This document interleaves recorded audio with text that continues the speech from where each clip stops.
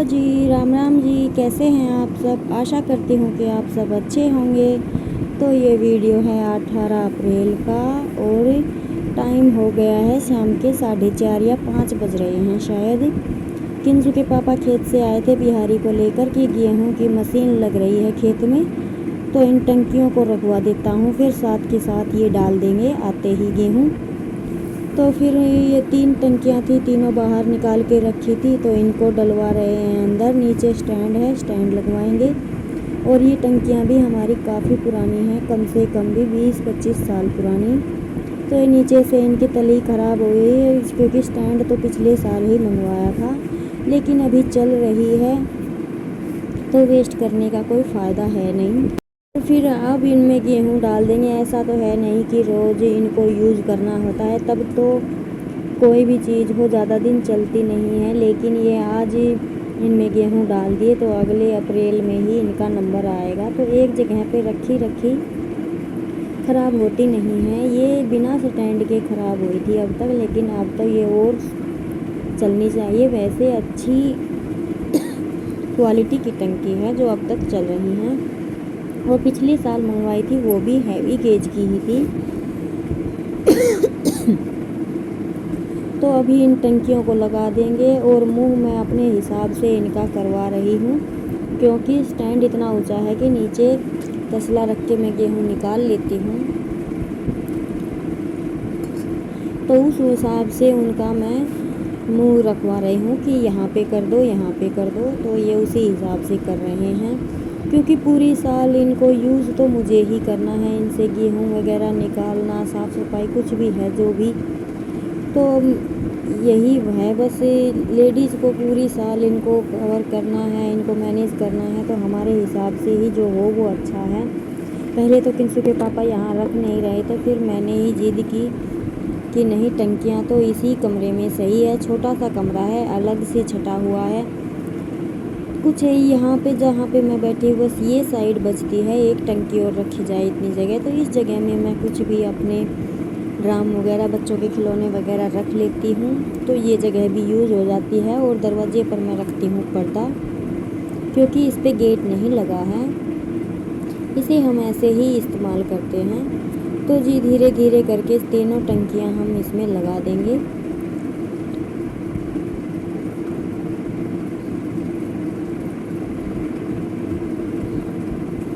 और देखिए ये 2 महीने 3 महीने ऐसे होते हैं जनवरी के बाद के, कि इनमें हर व्यक्ति बिजी रहता है, घर के काम भी और खेत के काम भी, और अगली फसल की तैयारी के लिए खेत को तैयार करना होता है। तो किसी को फुर्सत नहीं होती है अप्रैल के महीने में। अभी गेहूँ तूड़ी सबको सेट करना है। और ये टंकी जो है हम बार बार घुमा रहे थे, ये एक साइड से ऊंची रह गई थी, उठी हुई स्टैंड में ये फिट नहीं हुई थी, तो हथौड़ी से मैं इसे फिट कर रही थी।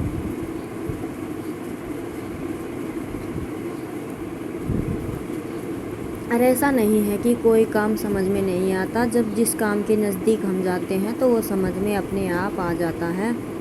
हाँ, अगर करने का मन नहीं है तो वो कभी समझ नहीं पाता इंसान कि क्या काम कैसे करना है। अगर करने का मन है तो हर काम का आइडिया अपने दिमाग में आ ही जाता है कि ये किस तरीके से होगा। और ये तो मैं हर काम अपने तरीके से करने की कोशिश करती हूँ। मैं ये नहीं सोचती कि मुझे दूर खड़े होकर तमाशा देखूँ। और काम अपना है, किसी दूसरे का तो है नहीं, तो फिर सोचना और समझना क्या, करना है वो करना ही है। और ऐसा नहीं है कि काम करने से इंसान घटता है या कुछ उस पर असर होता है, कोई असर नहीं। बस ये छोटी सोच और हमारी मनसा के ऊपर निर्भर करता है। मेरी सासू माँ कहती हैं कि काम करने वाले को कभी आराम नहीं होता और आराम करने वाले को कभी काम नहीं होता। तो जिसकी मनसा बस आराम करने की होती है, उसे तो काम दिखाई ही नहीं देता, चाहे कितना ही काम आगे पड़ा रहे, कैसा भी घर हो या बाहर हो, कुछ भी हो, उसे सब सहनीय होता है।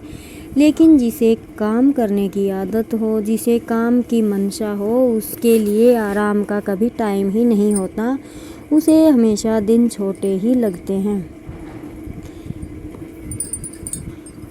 तो जी काम अपना है, अपना समझ के करना चाहिए, किसी दूसरे के भरोसे कुछ नहीं छोड़ना चाहिए। मैं तो अगर यहाँ पे कोई काम करने आया भी है तो यही सोचती हूँ कि मैं साथ लग के अपना काम अच्छे से करवाऊँ, ना कि मैं डिपेंड रहती हूँ उस पर। और फिर जिस दिन ये टंकियाँ खाली की थी उस दिन एक टंकी के स्टैंड का पैर मुस गया था। तो फिर मैं तो कह रही थी कि मिस्त्री के यहाँ से करवा लो, लेकिन ये बोले कि ये ऐसे ही मुस गई है, टूटी नहीं है। तो फिर ये बिहारी यहीं पर हथौड़ी से चोट लगाकर इसे ठीक कर रहा था। मुझे बस भय यही था कि कहीं नाज भरने के बाद जब टंकी का पैर मुस गया तो भारी नुकसान हो सकता है। वैसे ये रूम हमारा इतना छोटा है कि बस 3 टंकियां ही आई हैं। अगर कभी भगवान ना करे ऐसे हालात आते भी हैं स्टैंड वगैरह के, तो ये दरवाजे से बाहर नहीं गिर पाएंगी, क्योंकि दरवाज़ा छोटा है और इसमें इतनी गैप है ही नहीं। इतनी मुश्किलों से आपने देखा होगा हमने इन टंकियों को अंदर किया है, तो इसी वजह से मैं इसमें ये टंकियाँ रखती हूँ। और फिर इतना छोटा सा कोना है, कुछ रख भी नहीं सकते, ना तो इसमें बैठना होता है नहीं। और फिर वो ही बात है, इतने सारे पंखे वगैरह, गर्मी में बिजली आती नहीं है इतनी।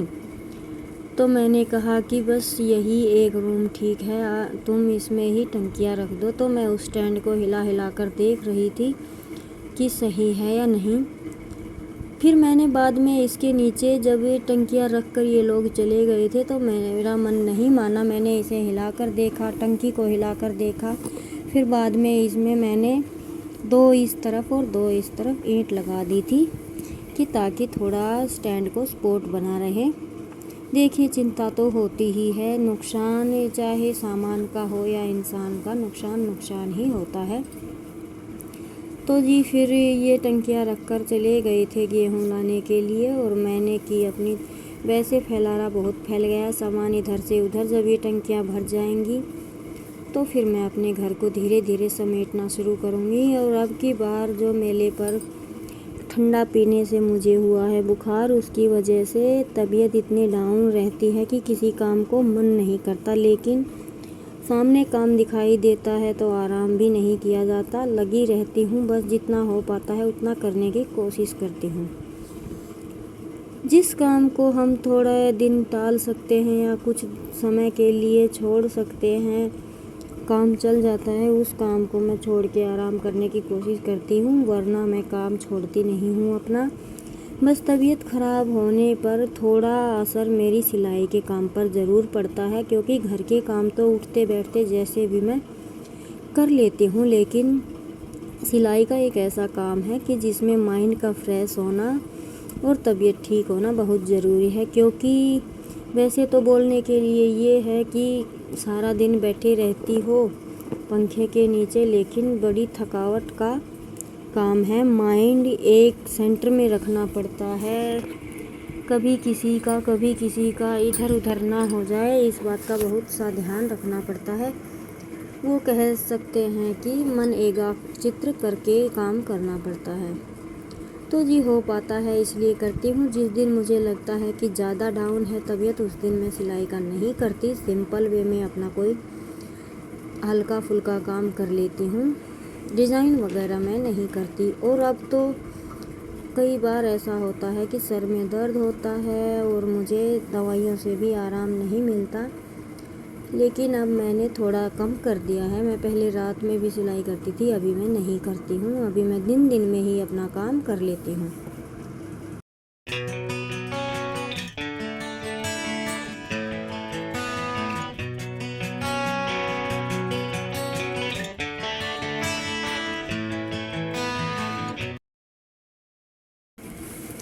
तो जी टंकियाँ रखने के बाद वो लोग चले गए थे और मैं लगा रही थी झाड़ू, क्योंकि मैंने जो ईंटें रखी थी वो पूरी ईंटें नहीं रखी थी, आधी आधी तोड़कर ही रखी थी। इस वजह से यहाँ पे थोड़ा मिट्टी वगैरह, कंकर वगैरह बिखर गए थे, उन्हें मैं कर रही थी साफ।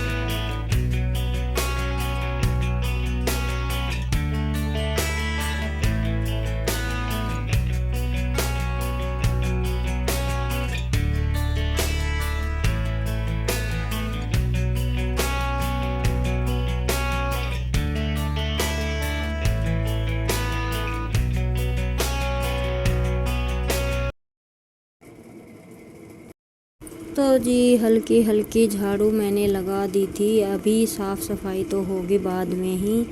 धीरे धीरे अपने घर का एक एक कोना लेकर चलूँगी, क्योंकि इन दिनों में ना हवा भी तेज़ चलती है, चारों तरफ से धूल मिट्टी उड़ती ही रहती है। तो चाहे सफाई कितना ही कर लो, सब गंदा ही लगता है। वैसे खुले घर हैं, चारों तरफ से हल्की धूल भी उड़ती है, वो भी अंदर ही आती है। तो जी बातों बातों में मेरे गेहूं घर आ गए थे। तब तक बस मैंने यही उठा पटक की और थोड़ी देर के लिए 10-15 मिनट ही की होगी, सिलाई का काम किया। फिर मुझे उठना पड़ा, क्योंकि किंसु के पापा तो आए नहीं थे, बाकी के गेहूं बचे थे उन्हें निकलवा रहे थे। क्योंकि देखिए निकालना तो खुद से होता नहीं है, करते तो मज़दूर ही हैं, लेकिन खेत वाले इंसान को साथ में खड़ा रहना पड़ता है, ना तो मज़दूर काम करते हैं। फिर इधर उधर से भी थोड़ी दिक्कत हो ही जाती है। तो किंसु के पापा ने फ़ोन कर दिया था कि गेहूँ आएंगे, ठेली को लगवा लेना। तो मैं फिर उठ गई थी मशीन से। वैसे किंसु के दादा आ गए थे मौके पर, उन्होंने ये गेहूँ यहाँ पे रितवा लिए थे। फिर बिहारी साथ ही आए थे, तो ये अभी साथ के साथ टंकियाँ भर देंगे और ये काम भी आज हमारा पूरा हो जाएगा। खेत में जितने गेहूँ बचे हैं वो जाएंगे मंडी में। तो जितने पशु हैं, जितनी कि हमारा साल भर लगना है, उतना हमने रख लिया है घर पर। कुछ 2-4 कट्टे और रखेंगे और हमारा साल भर का प्रबंध हो जाएगा। तो जी ये काम करते करते अंधेरा हो गया था। फिर मैं लग गई थी खाना बनाने में, और आज का व्लॉग मैं यही रोकूंगी। अगर आपको पसंद आया हो तो इसे लाइक एंड सब्सक्राइब कीजिएगा और ज़्यादा से ज़्यादा शेयर कीजिएगा। नमस्कार जी।